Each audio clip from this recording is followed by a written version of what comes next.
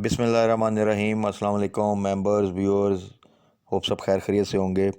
आज वीकेंड की वीडियो में डिस्कस करते हैं नेक्स्ट वीक के लिए हमारी क्या स्ट्रेटजी होनी चाहिए, कौन से सेक्टर्स, कौन से स्टॉक्स जिनको थोड़ा फोकस करना चाहिए। बहुत से स्टॉक्स को हम डिस्कस करते हैं। मैक्सिमम जो स्टॉक्स हैं उनको आज कैटर करते हैं डिफरेंट सेक्टर्स के, जिनको हम साथ साथ लेके चल रहे हैं कि उनमें हमारी क्या स्ट्रेटजी होनी चाहिए। प्लस मार्केट के हवाले से इस वक्त पॉलिटिकल न्यूज़ क्या हैं, इकोनॉमिक न्यूज़ क्या हैं, क्या इम्पेक्ट हो सकता है आने वाले दिनों में, और क्या स्ट्रेटजी जो सी अब हमने अडॉप्ट करनी है जिसमें हमें मिनिमम रिस्क के साथ आने वाले दिनों में मैक्सिमम प्रॉफिट जो है वो हो सके। तो सबसे पहले आते हैं फ्राइडे को जो मार्केट की क्लोजिंग आई थी वो नेगेटिव क्लोजिंग आई थी, मार्केट प्रेशर में रही। थर्सडे को आपको याद होगा जो वीडियो थी उसमें हमने ये डिस्कस किया था कि जब तक ये वॉलेटिलिटी चल रही है पॉलिटिकल साइड पे, जो इंस्टेबिलिटी उसकी वजह से, तो तब तक फ्राइडे को बेहतर यही होता है कि थोड़ा सा इंसान जो सा वेट एंड वॉच करे और वेट करे कि वीकेंड पे किस तरह की न्यूज़ आती हैं, उसके अकॉर्डिंगली फिर वीक के स्टार्ट में यानी मंडे के लिए जो सा वो अपना प्लान करे तो ज़्यादा बेहतर होता है। और वही आपने देखा कि फ्राइडे को जो मार्केट ने तकरीबन 250 पॉइंट की नेगेटिव क्लोजिंग दी और वॉल्यूम भी काफ़ी कम थे। उसकी पॉलिटिकल रीज़न तो ये थी कि इमरान खान ने अनाउंसमेंट करनी थी कि पंजाब और केपीके की असम्बली के बारे में उनका क्या डिसीजन है। शुरू में तो आपको पता है कि एक स्टेटमेंट ये आई कि वो उन्होंने ऑफ़र की गवर्नमेंट को कि वो आके जो सा टेबल पे उनसे बातचीत करें और इलेक्शन की कोई डेट दें। तो अब क्योंकि वीकेंड था, अदरवाइज़ मार्केट ओपन होती तो उस दिन एक अच्छी रैली बन सकती थी। बट उसके बाद अब जब दोबारा देखें वीकेंड में, क्योंकि 2 दिन होते हैं 3 दिन होते हैं एक किस्म के आप कह लें, तो उसमें डिफरेंट न्यूज़ जो सी हैं वो आ जाती हैं, फिर उनकी क्लैरिफिकेशन भी आ जाती है। तो एक ऐसी सिचुएशन आ जाती है जिसकी वजह से आप उस पूरी सिनेरियो के अकॉर्डिंगली अपनी स्ट्रेटजी प्लान कर सकते हैं। तो अभी दोबारा से फिर मुख्तलिफ इंटरव्यूज़ और न्यूज़ में ये चीज़ क्लैरिफाई हुई कि उन्होंने प्लान कर ली है।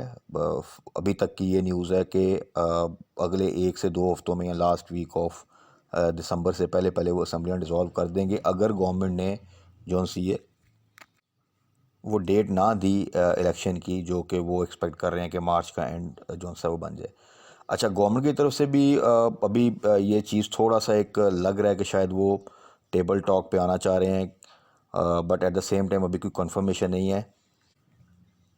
लेकिन ओवरऑल अगर इस पूरे सिनेरियो में देखा जाए तो लग ये रहा है कि जो इस्टेब्लिशमेंट है, क्योंकि वहाँ पर इस वक्त आपको पता है कि नई आर्मी की तरफ जो सी है इस वक्त नए आर्मी चीफ आ चुके हैं, आगे उनकी नई टीम जो सी है वो आहिस्ता आहिस्ता आप देखेंगे कि वो आती जाएगी। तो इस वक्त मेरा ख्याल है किसी किस्म की इंस्टेबिलिटी जो सी है और ज़्यादा किसी किस्म का वायलेंस या हालात ख़राब होते इंशाल्लाह ताला नज़र नहीं आ रहे। चीज़ें मेरा ख्याल है सेटलमेंट की तरफ जाएंगी और सब के ऊपर ये थोड़ा सा प्रेशर भी है और थोड़ा सा आई थिंक मैसेज भी चला गया है कि जो भी करना है आपने अब इसको म्यूचुअल जो सा है वो एग्रीमेंट के थ्रू करें, टॉक्स के थ्रू करें, ठीक है ना, और बैठ के डिसाइड करें। तो वो मेरा ख्याल है कि उस तरफ चीज़ें जा सकती हैं। अगर दूसरा सिनेरियो ये होता है कि अगर नहीं भी जाती तो फिर असम्बलियाँ डिज़ोल्व होती हैं, तो अगेन वक्ती तौर पे उस पर एक डिप आएगा, प्रेशर आएगा मार्केट पे, बट अल्टीमेटली फिर वो हम इलेक्शंस की तरफ जाएंगे और ये पता है कि ये एक पॉलिटिकल ट्रांजिशन ही होगी इन एनी केस।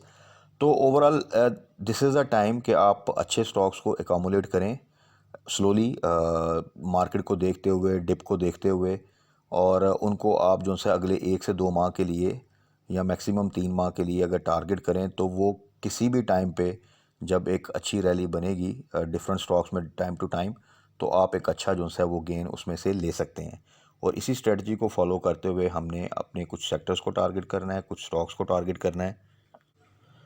आल दो कि ये पूरा साल आपको पता है ये बहुत ही वॉलेटाइल रहा और एक मखसूस सी रेंज में पूरा साल अगर आप देखें तो तकरीबन 3 से 4 हज़ार का स्पैन है जिसके अंदर मार्केट मूव करती रही है।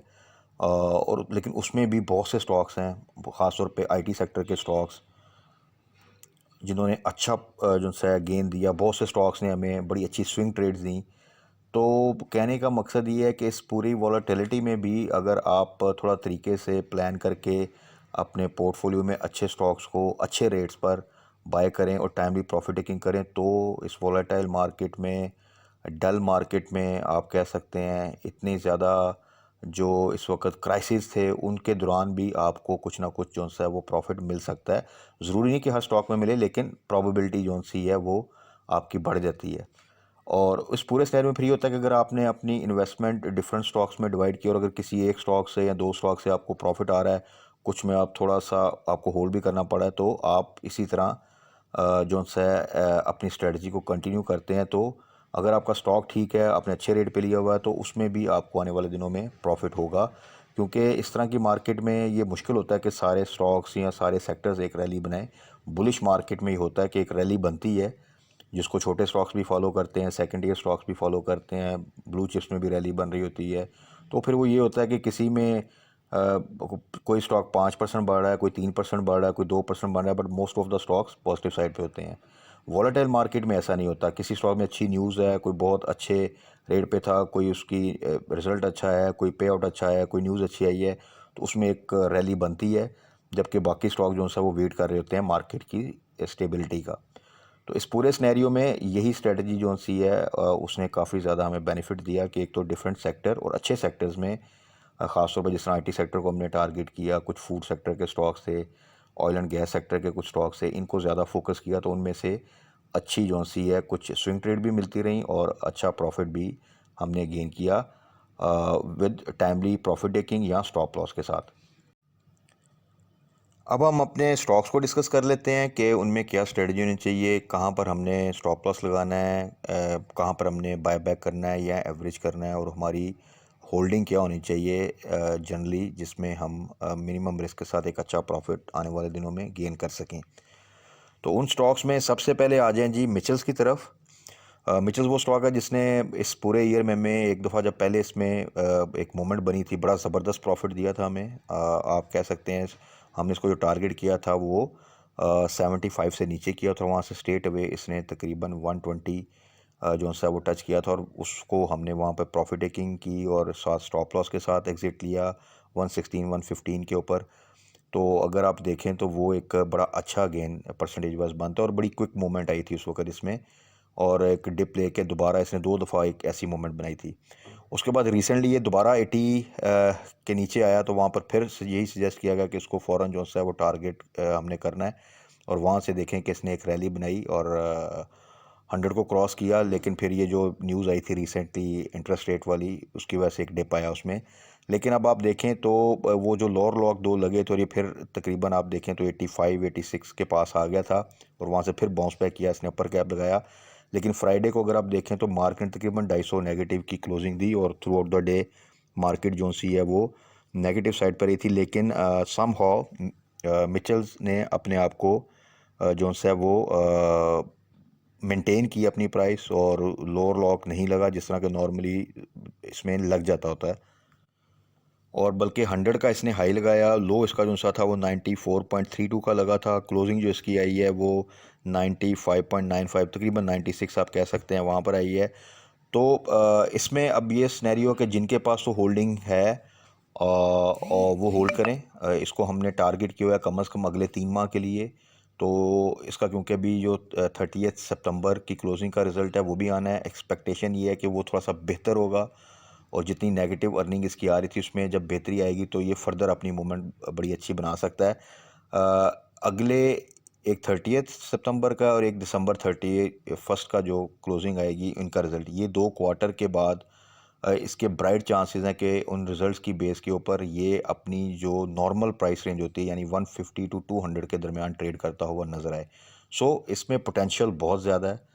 अभी भी जिस प्राइस पे मैंने बताया था कि अगर आप इसको medium to long term plan करते हैं तो फिर 100 से नीचे कोई भी प्राइस आप उसमें बाय कर सकते हैं, बट बेस्ट बाई जो है वो तो 80 के आसपास थी, उससे नीचे 90 से नीचे भी बेहतर प्राइस है, और अगर आप होल्डिंग कर सकते हैं तो 100 से नीचे भी किसी लेवल पे आप एंट्री ले सकते हैं, और अगर फर्दर डे पाए तो वहाँ पे एवरेज कर सकते हैं। तो इस स्ट्रेटजी के साथ आने वाले दिनों में इसको आप इजीली इनिशियल टारगेट 120 का रखें, और जैसे ही रिज़ल्ट में कोई बेहतरी हमें नज़र आती है और मज़ीद इंप्रूवमेंट आती है तो फिर इसमें एक ज़बरदस्त रैली आप देख के इसको ईज़िली 150 प्लस भी देख सकते हैं। उसके बाद आ जाते हैं जी आईटी सेक्टर में। सिस्टम माशाल्लाह हमें ऑलरेडी बड़ा ज़बरदस्त प्रॉफिट दे चुका है। हमारे दो टारगेट जो हैं वो हिट हो चुके हैं। जब हमने इसको अराउंड 300 टू 330 टारगेट किया था, तो फर्स्ट टारगेट हमारा 400 था, वो इसने हिट किया, क्रॉस किया, सस्टेन किया। उसके बाद भी हमने इवन जो है यही डिस्कस किया था कि इसको सेल नहीं करना, इसको आप अपने पास होल्ड करें, ये इंशाल्लाह ताला 500 को भी टच करेगा। और आपने देखा कि बहुत ज़्यादा टाइम नहीं लगा इसको 500 को जो है वो क्रॉस करने में। और अभी भी जो सा अगर आप देखें तो थोड़ी सी करेक्शन के बाद ये तकरीबन 497 की इसने क्लोजिंग दी है। तो जिन दोस्तों ने तो वहाँ पर बाय किया हुआ, अगर उनके पास अच्छी क्वांटिटी है तो पार्शियल प्रॉफिट टेकिंग वो 500 से ऊपर कर लें, और वो जो फिर आपकी अमाउंट से वो उसको आप ट्रेड करते रहें सिस्टम के अंदर ही। तो मेरा ख्याल है कि एक अच्छी स्ट्रेटजी रहेगी। जिन्होंने 400 अबव बाय किया था वो तकरीबन 480 के स्टॉप लॉस के साथ इसको होल्ड कर सकते हैं। दो के लॉन्ग टर्म में स्टिल इसमें भी पोटेंशियल है अपसाइड का, लेकिन अगेन आप एक स्टॉक जो है वो ऑलरेडी आपको 60-70% का गेन दे चुका है, तो डेफिनेटली वो अब उस प्राइस लेवल पे है जहाँ पर थोड़ा सा रिस्क जो है वो ज़्यादा हो जाता है। उसके बाद है जी एवेंसियन। एवेंसियन वो स्टॉक है जिसमें अभी तक रैली नहीं बनी आईटी सेक्टर में। बहुत अच्छा स्टॉक है, जिन रेट्स पर इस वक्त अवेलेबल है बेहतरीन रेट्स हैं, वहाँ पे आप बिल्कुल इसको एवरेज कर सकते हैं। जिन्होंने हाई रेट पे बाय किया है, मज़ीद क्वांटिटी इंक्रीज़ करना चाहते हैं कर सकते हैं, जिनसे मिस हो गया वो इसको बिल्कुल बाय कर सकते हैं। इनिशियल टारगेट मैंने बताया था अगले एक माह में इंशाल्लाह ताला 100 को क्रॉस करेगा।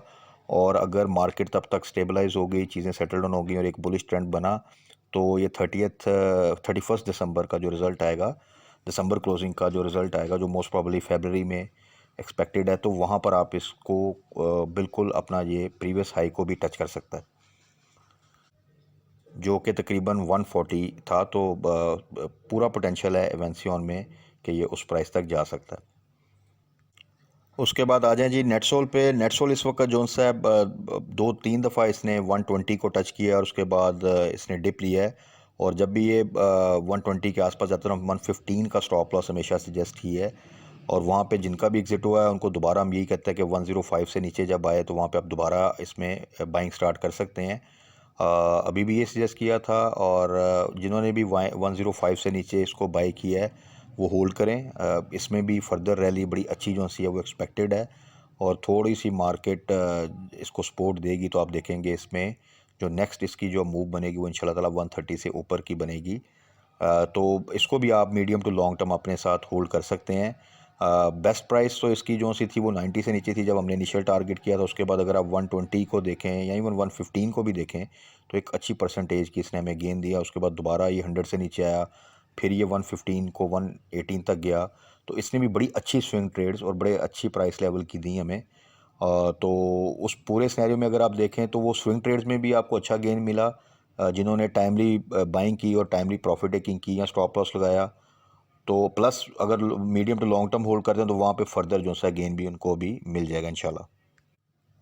उसके बाद थोड़ा सा ऑयल एंड गैस सेक्टर को डिस्कस कर रहे थे, उसमें हैस्कोल को डिस्कस करते हैं। हैस्कोल की जो अब प्रेजेंट मूवमेंट है वो ये बता रही है कि बड़ा स्ट्रांगली वो अपनी प्राइस को मेंटेन कर रहा है। और आप देखें कि तकरीबन 250, 300, 400 की नेगेटिव मार्केट में भी वो इस वक्त 7.5 की जो प्राइस है उसको ब्रेक नहीं कर रहा।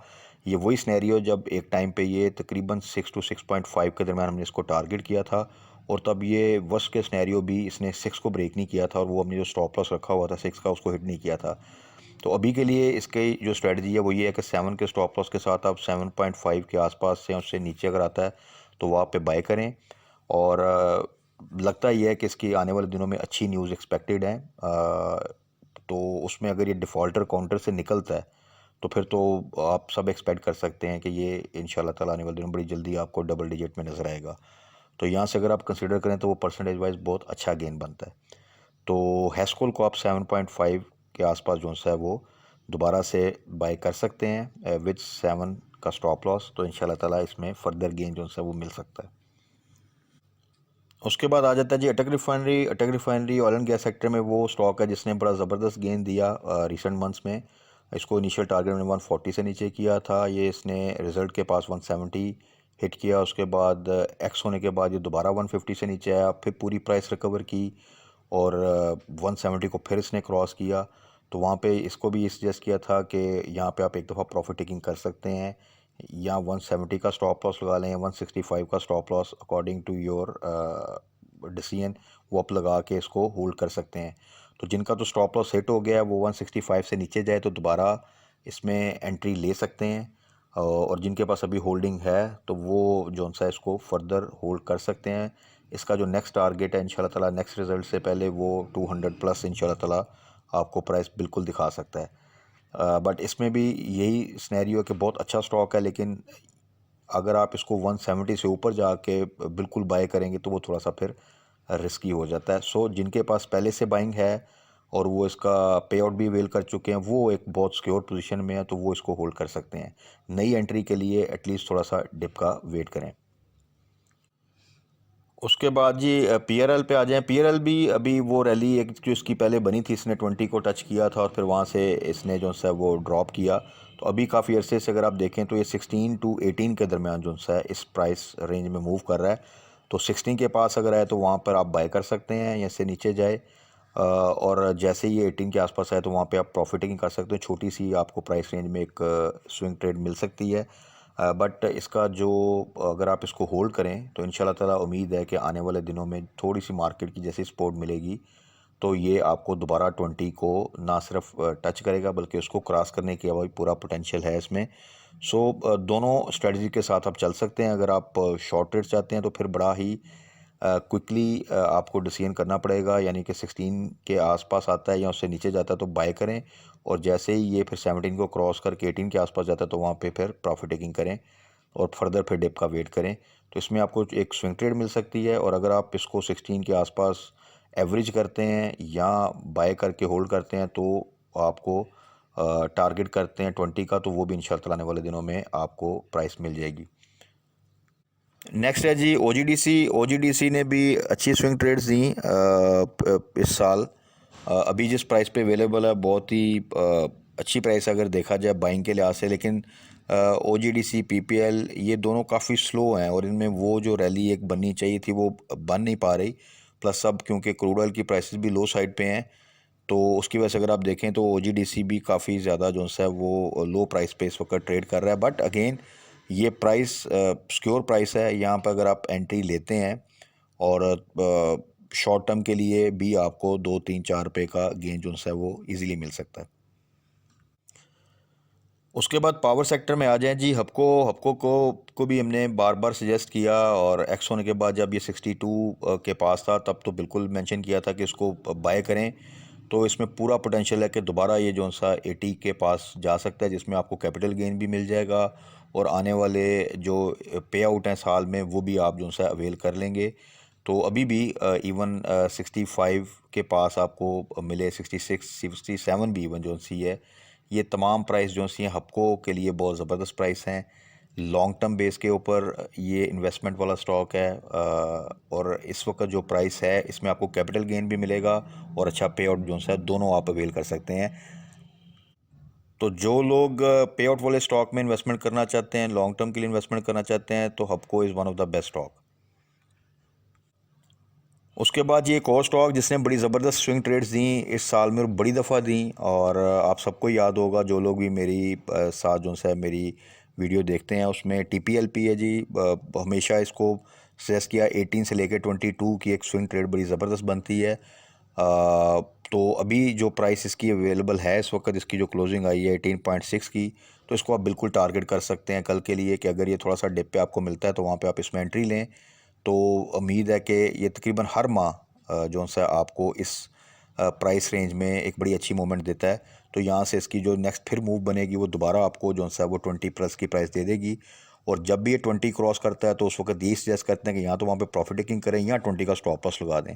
तो दोनों सूरतों में आप एक पॉजिटिव साइड पे एग्जिट लेते हैं और दोबारा 18 को टारगेट कर लें, वहाँ पे एंट्री लें। तो इस तरह आपको 12 दफ़ा जो है वो कम अज़ कम 2 रुपये की एक गेन मिलता रहेगा, और अगर फर्दर मार्केट सपोर्ट करती है तो फिर ये 23 24 की तरफ भी चला जाता है।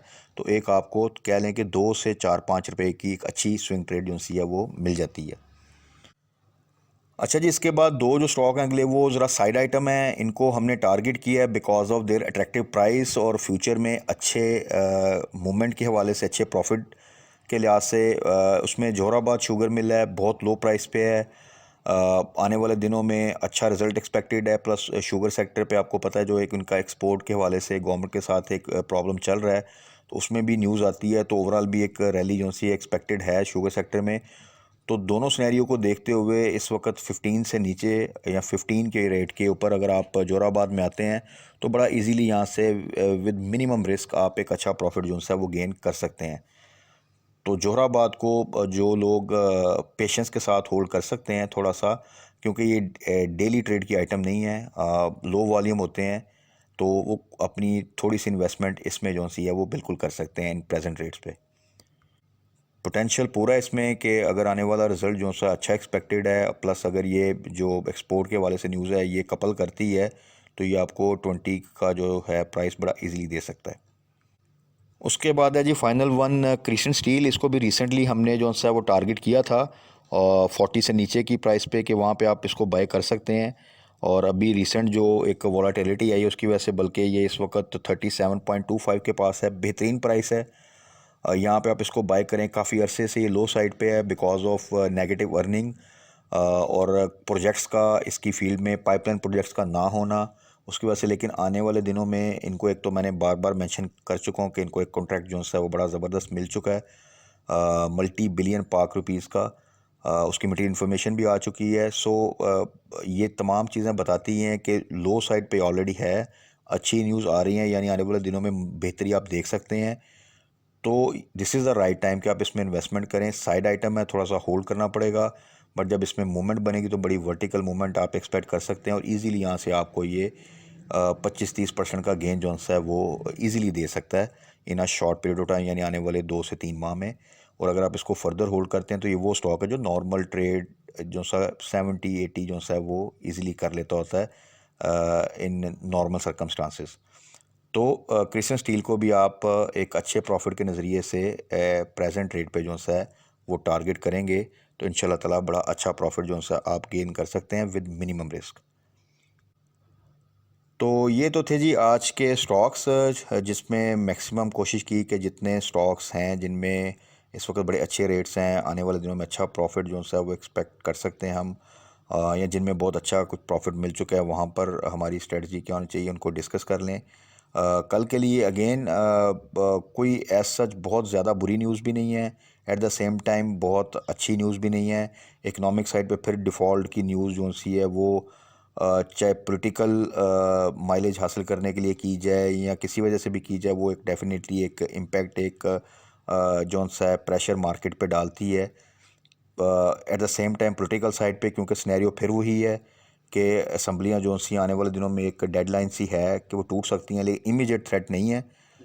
लेकिन आने वाले दिनों में अगर गवर्नमेंट और अपोजिशन आपस में बैठ के कोई चीज़ नहीं करते तो शायद चीज़ें आगे फिर थोड़ा सा पॉलिटिकल इंस्टेबिलिटी की तरफ जाएं। बट इस वीक में आप वही पिक एंड चूज़ की पॉलिसी रखें, अच्छे स्टॉक्स को अच्छे रेट्स पे बाय करें, एकोमोलेट करें, और उनमें अगर short term trade swing trade मिलता है तो वहाँ प्रॉफिट टेकिंग करें, या उनको आप टारगेट कर लें 1 से 2 माह के लिए, तो इंशाल्लाह ताला एक अच्छा प्रॉफिट आप गेन कर सकते हैं। और ये चीज़ें हम साथ साथ डिस्कस भी करते रहते हैं। तो बाकी कल मार्केट क्लोजिंग के बाद फर्दर क्या न्यूज़ आती हैं, क्या स्ट्रेटजी करनी है, कौन से स्टॉक्स को फोकस करना है, ये कल इंशाल्लाह हम डिस्कस कर लेंगे। तब तक अपना ख्याल रखिएगा, दुआ में याद रखिएगा। Stay blessed. अल्लाह हाफिज़।